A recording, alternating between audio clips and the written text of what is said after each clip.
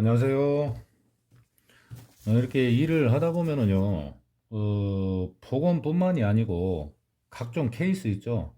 책 케이스라든가 아니면은 뭐 핸드폰 케이스, 뭐 이제 필요에 따라서 주문 제작이 들어옵니다. 또 이런 통가죽 벨트 주문도 들어오는데요.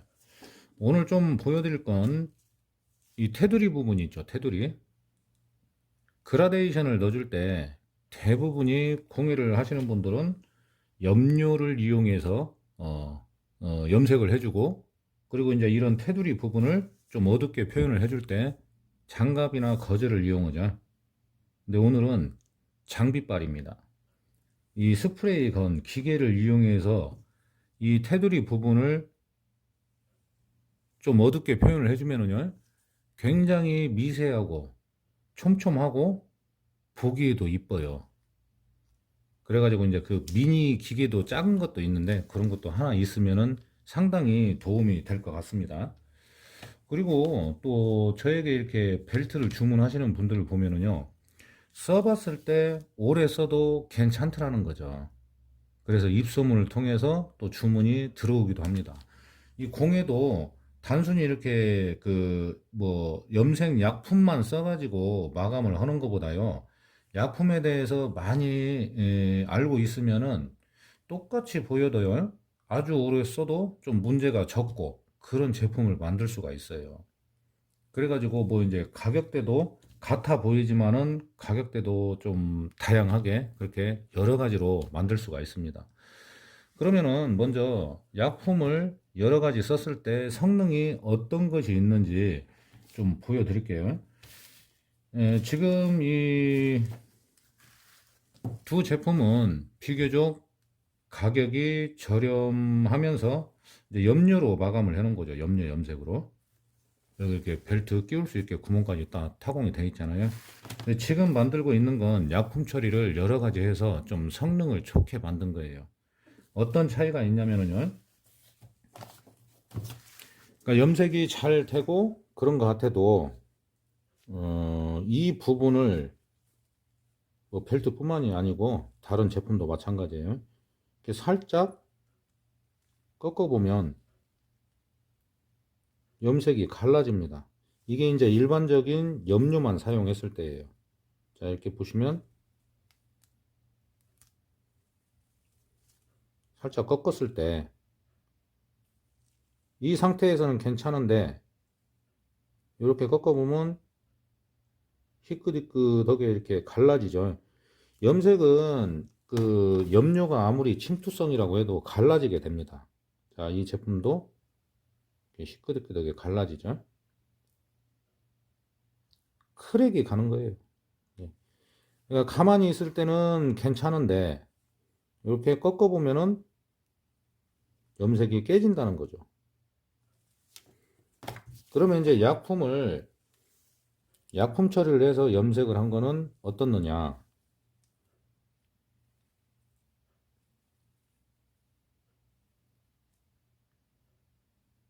갈라짐이 없죠. 염색이 깨지는 부분이 없습니다. 이것도 마찬가지고요. 지금 여기 단면도 안 하고 뒷면도 안 하고 지금 만드는 과정이에요. 자, 이렇게 보면 염색이 깨지는 부분이 없습니다. 일반적인 제품 같은 경우에는 염료로만 염색을 했을 때는 이렇게 꺾으면 염색이 꺾여요. 이렇게 있을 때는 괜찮은데 이제 금이 가는 것처럼 이렇게 갈라집니다. 그 차이입니다. 그리고 이제 뒷면도 마찬가지로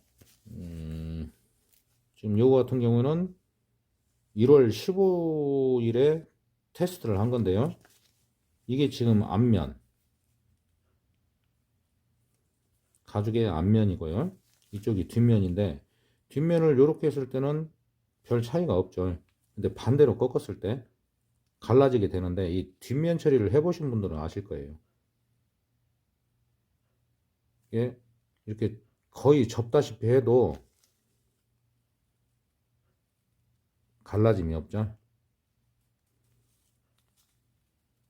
그러니까 약품을 다양하게 알고 있으면은 좀 남다른 제품을 만들 수가 있는 것 같습니다. 그리고 또 일단은 보기에는 좋아도 좀 저렴하게 해서 이렇게 만들어서 오래 쓸 수 없는 제품보다 한번 만들어서 쓰게 되면은 상당히 오래 쓰고 그러면 좋겠죠.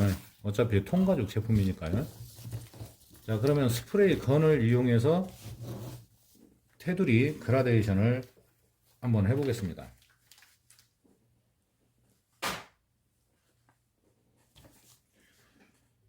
자, 약품을 이용해서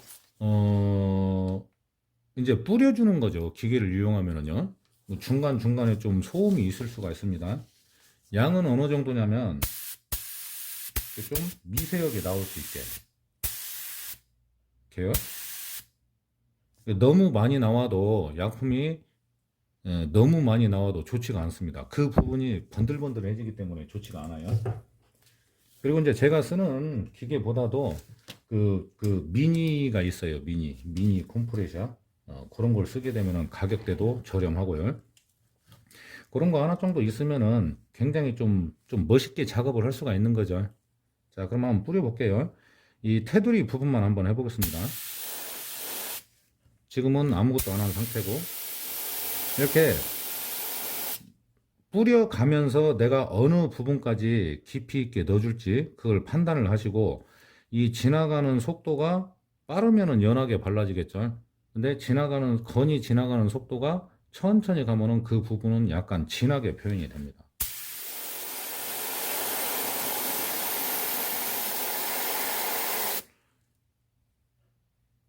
자, 조금씩 차이가 있죠. 안쪽으로 조금 깊이 넣어주고 싶으면 이 부분은 벨트 끝부분이니까요. 좀 더 진하게.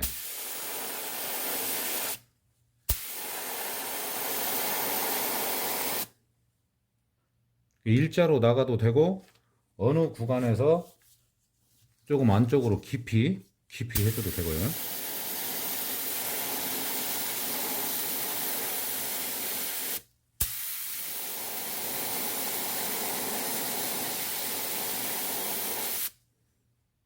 좀 깊이 들어갔죠? 이런 식으로 좀 봤을 때 멋이 있다 싶으면은 그렇게 그 뭐 취향대로 표현을 해줄 수가 있어요. 그리고 이제 양이 너무 많으면 안 좋다고 했죠. 그건 뭐냐면 건으로 뿌리면은 퍼지기 때문에 그래요, 약품이. 그래서 천천히 천천히 지나가면서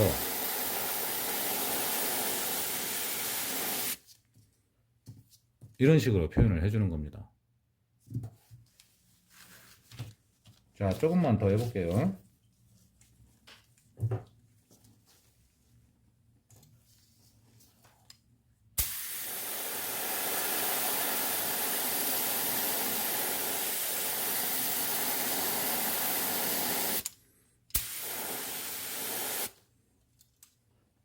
자, 이제 한쪽을 어둡게 좀 표현을 해봤는데요. 반대쪽도 한번 해볼게요.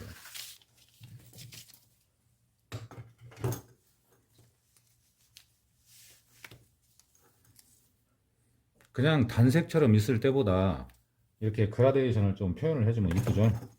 약간 건조가 안 됐으니까 살짝만요.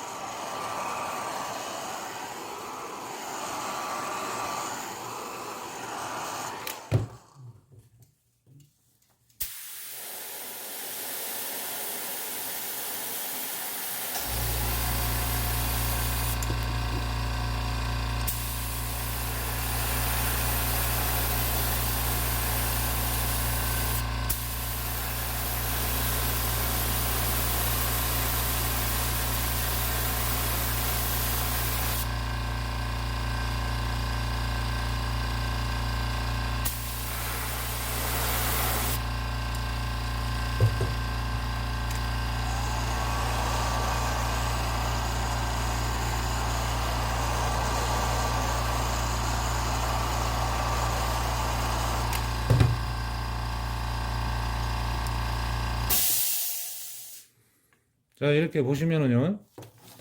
잠깐 뿌려줬는데 이렇게 단색처럼 보이는 것보다 그라데이션을 넣어주니까 좀 이뻐 보이죠. 뭐 바탕색은 지금은 뭐 연밤색으로 했는데요. 연밤색으로 했는데 뭐 진밤을 하든 아니면 어떤 그 다른 색 계열을 해도 상관은 없습니다. 이렇게 건을 이용하면은요, 굉장히 좀 고급스럽게 만들 수 있고, 특히 이제 벨트는 이게 지금 이거는 한 약 한 넓이가 33mm 정도 되는데요. 핸드폰 케이스나 책이라고 생각을 해 보십시오. 그러면 넓은 부분에서 이렇게 그라데이션을 건을 이용해서 해주면은요, 굉장히 이쁘고 고급스러워요. 그러니까 이제 공예를 하시면은 이 약품을 이용한다고 해서 뭐 장갑이나 꼭 장갑이나 이런 걸 쓰는 게 아니고 이렇게 기계를 이용해서 하게 되면은 이쁘면서도 어떤 나만의 제품 그런 걸 만들 수가 있을 걸로 보여집니다. 자, 오늘은 스프레이 건으로 테두리 그라데이션 염색하는 방법을 소개를 해드렸습니다.